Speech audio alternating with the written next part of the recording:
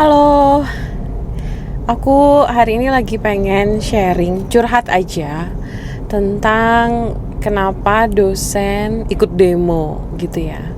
Mungkin sebagai konteks latar belakang, aku mau bahas kemarin minggu lalu sebenarnya tanggal 12 Februari. Aku sama teman-teman dosen dan juga sama mahasiswa itu turun ke jalan gitu ya. Kita melakukan unjuk rasa terkait isu tidak cairnya tukin dosen ASN Kemendikbudristek gitu. Mungkin kalau demonya tentang apa, tuntutannya tentang apa, aku kasih link di bawah aja gitu ya. Dan kalau teman-teman browsing gitu di di YouTube, demo dosen tukin ASN, nah mungkin nanti ada tuh ketemu beberapa liputan TV yang bahas itu gitu ya. Ada juga beberapa artikel media yang bahas tentang itu gitu. Tapi aku mau cerita hari ini di belakang layar dan pemikiranku setidaknya selama seminggu ini gitu ya. Selama seminggu ini gimana gitu. Oke. Jadi demo ini atau unjuk rasa ini dilakukan oleh teman-teman dosen gitu ya, yang awalnya dari teman-teman dosen di Visipol UGM, terus juga nyebar ke fakultas-fakultas lain, ada juga gitu ya dosen-dosen dari fakultas lain yang ikutan demo ini gitu. Dan yang menjadi pemikiranku sebenarnya ini behind the scene-nya, kan ada pertanyaan, kenapa sih baru sekarang gitu demo misalnya, atau kenapa sih kebanyakan hanya di Visipol aja gitu ya. Aku pun juga punya pertanyaan itu sebenarnya dalam benakku gitu. Nah, aku mau lagi-lagi nih disclaimer ya, curhat aja, ini hanya menceritakan apa yang ada dalam pikiranku aja gitu. Aku mencoba menghubungkan dua variabel di sini ya, dosen dan demo. Itu kayaknya mungkin bukan variabel yang sering nongol gitu. Aku bayangkan ya, karena kan banyak juga yang bilang dosen tuh biasanya adanya di kelas gitu, nggak di jalan misalnya kayak gitu. Dan kalau aku telusuri lebih lanjut lagi, memang salah satu kendala gitu ya, ini behind the scene-nya aja ya, salah satu kendalanya misalnya untuk memutuskan demo bareng itu, yang paling gampang itu adalah kesepakatan mau kapan gitu, mau waktunya kapan gitu. Karena ini juga kemarin pengalamanku untuk nyari waktu yang bisa semuanya gabung bareng-bareng itu susah banget. Tapi bukan berarti aku pengen bilang nggak ada dosen yang mau gitu ya, atau dosennya pada nggak mau. Kalau aku lihat juga salah satu tantangan terbesarnya itu adalah temen dosen gitu ya, temen dosen itu udah banyak banget tugasnya gitu ya. Jadi ada yang nggak bisa jam segini atau jadwal ini karena lagi ngajar gitu ya, atau harus ikut rapat, ada agenda tugas lain-lain dari kampus gitu. Jadi, dan sering kali tuh menurutku aku menemukan teman-teman ini yang dedicated gitu sama pekerjaannya, jadi nggak mau ninggalin pekerjaannya gitu ya. Bahkan kalau teman-teman lihat kan di liputan kemarin, jam yang akhirnya kita sepakati itu adalah jam makan siang gitu, waktu yang sebenarnya buat kita tuh istirahat, tapi ya udahlah kita pakai yuk gitu buat unjuk rasa. Karena mau nggak mau sometimes gitu ya, in reality hanya itu waktunya yang bisa gitu. Belum kalau misalnya kenapa nggak sore aja di luar jam kerja. Nah itu juga aku pikir teman-teman dosen juga banyak yang udah punya care duty di rumah gitu ya, ada tugas lain di rumah yang jadi nggak bisa ditinggalin gitu. Nah, tapi kalau balik lagi variabel dosen sama demo, ini yang aku menangkap salah satu benang merahnya gitu ya, adalah kalau aku flashback ke belakang, rata-rata salah satu kualifikasi utama dari dosen itu kan dari IPK gitu ya. Dilihat dari kemampuan intelektualitasnya, yang salah satu indikatornya itu dari IPK-nya. Jadi kalau mau jadi dosen itu minimal IPK-nya cum laude gitu. Ini setidaknya yang aku tahu ya, mungkin ada juga yang berbeda, tapi setidaknya selama ini yang aku lihat persyaratan dosen itu minimal juga IPK-nya cum laude.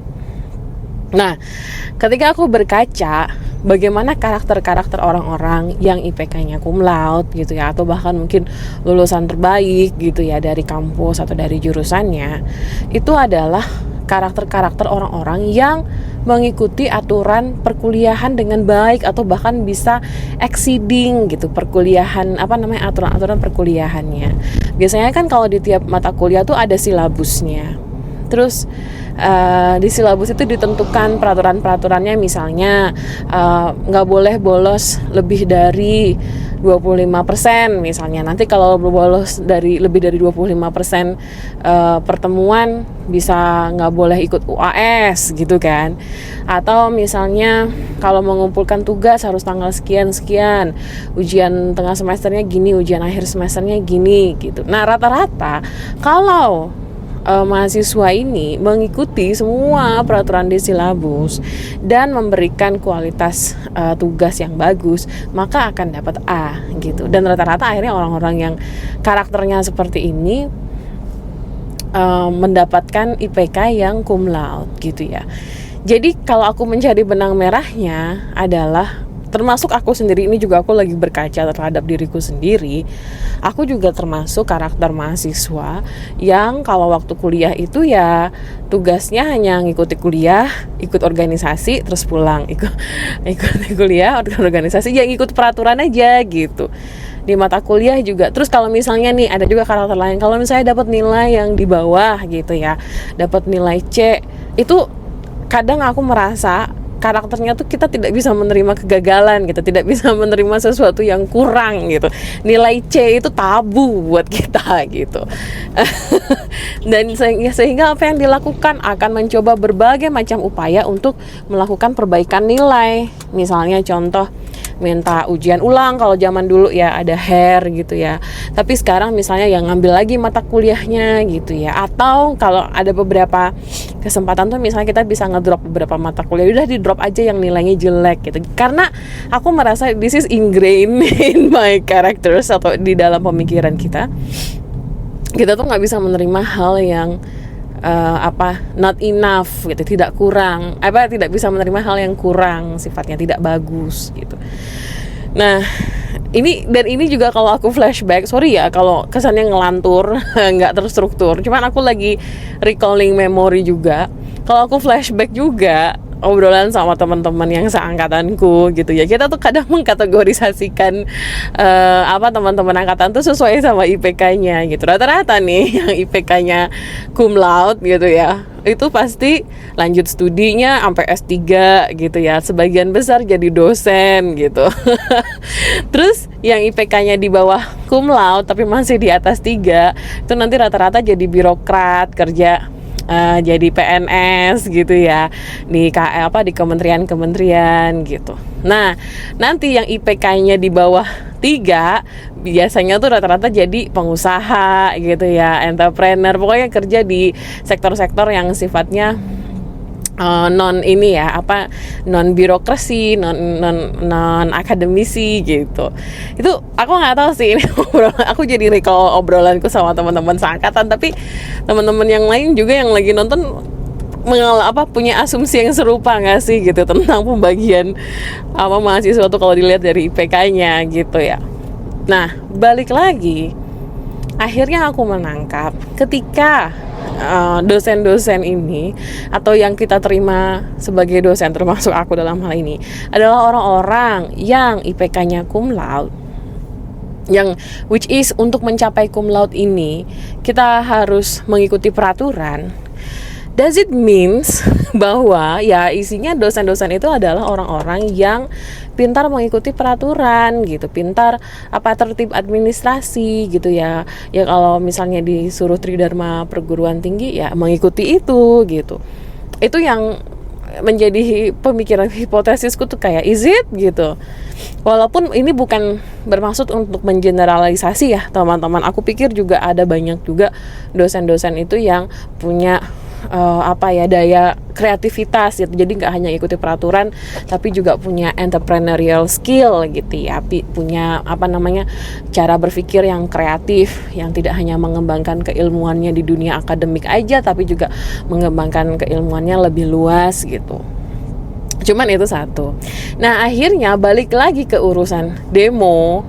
Demo itu seringkali kan masih dianggap konotasinya, walaupun aku tuh berkali-kali bilang gitu, demo unjuk rasa itu dilindungi loh oleh undang-undang gitu, pasal 28 gitu ya, tentang kemerdekaan berserikat, berkumpul dan mengeluarkan pendapat. Itu tuh dilindungi. Kita tuh sebagai warga negara tuh punya hak gitu untuk melakukan unjuk rasa. Tapi balik lagi, kadang kan hal seperti ini tuh terdistorsi ya, mengalami pergeseran makna di masyarakat, dimana termasuk waktu aku kecil misalnya, waktu aku sekolah, aku sering dikasih tahu oleh orang-orang yang lebih senior, lebih tua, jangan ikut demo. Demo tuh biasanya violent, isinya kekerasan doang. Demo tuh alasan buat mahasiswa bolos doang, kayak gitu. Demo tuh ya hal-hal konotasi negatif lainnya. Intinya not part of mengikuti peraturan. Nah itu menurutku tuh yang menjadi mungkin semacam kontradiksi akhirnya buatku, atau mungkin buat teman-teman dosen yang lain ketika memutuskan untuk mengikuti demo. I would say that kita sedikit keluar dari kebiasaan kita mengikuti peraturan gitu, karena demo tuh ya itu tadi dianggap kalau boleh dibilang dianggap tidak mengikuti peraturan, dianggap mungkin tidak sopan, dianggap tidak menghormati institusi, tidak menghormati institusi yang ada gitu ya. Itu yang menurutku mungkin menjadi salah satu kendala di alam bawah sadarku sendiri sebagai dosen misalnya, ketika memutuskan untuk ikut demo apa enggak. Tapi akhirnya kayaknya di videoku sebelumnya juga aku udah pernah bahas ya tentang sebenarnya demo tuh nggak serem-serem banget sih gitu. Demo tuh kan ya bagian, kalau akhirnya aku mencoba membingkai ulang cara pandangku dalam melihat demo itu, ya ini aku sedang berupaya untuk menyampaikan opini, menyampaikan pendapatku sebagai seorang warga negara Indonesia, sebagai seorang warga negara Republik Indonesia ini. Udah itu aja, as simple as that gitu. Dan itu pun menurutku aku menjaga gitu koridornya, bahwa ya kalau bisa demo itu yang sifatnya damai gitu ya, non violence. Kita tidak mencoba untuk merusak fasilitas publik, fasilitas umum gitu ya. Tapi bukan berarti kita tidak bisa mengkritik gitu, karena menurutku kritik itu bagian dari cara kita mengkonstruksi, melakukan improvisasi lagi, melakukan perbaikan terhadap permasalahan-permasalahan yang ada gitu. Nah, dikit lagi, udah agak lama nih. Aku masih ada satu lagi ya teman-teman, kalau yang masih mau dengerin, thank you. Jadi tadi dosen dan demo itu hal yang kontradiksi, tapi kalau sekarang kita ngelihat kayak teman-teman ada aksi lagi melakukan demo tuh menurutku juga bentuk perjuangan gitu ya teman-teman dosen, bukan hanya sebagai seorang dosen tapi sebagai seorang warga negara gitu yang memperjuangkan hak-hak, pemenuhan hak-haknya sebagai pekerja. Nah, terus yang mau aku bahas berikutnya itu tentang gimana sih harusnya gitu ya rekrutmen dosen. Aku nggak tahu sih, aku hanya masih merasa kayak ada yang ganjel dalam pemikiranku. Does it fair gitu ya kalau kita masih memberikan syarat utama, salah satu syarat utama dari seorang dosen itu ketika rekrutmen itu IPK-nya minimal 3,5 atau cum laude gitu ya. Karena aku merasa, do we miss something gitu ya. Jangan-jangan sebenarnya ada banyak teman-teman yang dulunya mungkin IPK-nya di bawah cum laude, tapi punya passion, punya dedikasi, punya pengalaman yang mumpuni untuk menjadi seorang pengajar gitu. Dengan kita membatasi 3,5 ke atas ini kan berarti aku merasa kayak kita jadi ya gitu, jadi membatasi aja sih gitu. Karena kalau aku ngeliat kan sekarang juga karena menerima curhatan mahasiswa juga, banyak juga tuh yang ya ketika kuliah ada banyak ujian hidupnya gitu ya, life happens gitu. Ada yang mungkin sedang mengalami isu dengan keluarga dari latar belakang yang broken home gitu ya, dari atau isu ekonomi, jadi dia harus sambil kerja. Aku banyak dapat curhat cerita teman-teman mahasiswa tentang itu. Dan akhirnya mereka nggak bisa perform secara akademik dengan optimal, sehingga mungkin IPK-nya nggak bisa cum laude. Padahal kalau misalnya dilihat dari semangat dia belajar, berjuang, dia tuh ada gitu semangatnya. Aku hanya memikirkan sayang aja sih, kasihan aja sih kalau kita juga nggak bisa memberi kesempatan untuk orang-orang yang seperti ini, hanya karena lagi-lagi indikatornya itu berdasarkan angka yang mungkin sifatnya itu tidak fix gitu, tidak bisa menggambarkan keseluruhan karakternya gitu sih kalau menurutku ya. Tapi silakan kalau menurut teman-teman ada yang mau share pendapat juga, menurut teman-teman syarat IPK cum laude untuk dosen itu masih relevan gak sih sekarang? Tulis komentar di bawah ya. Makasih.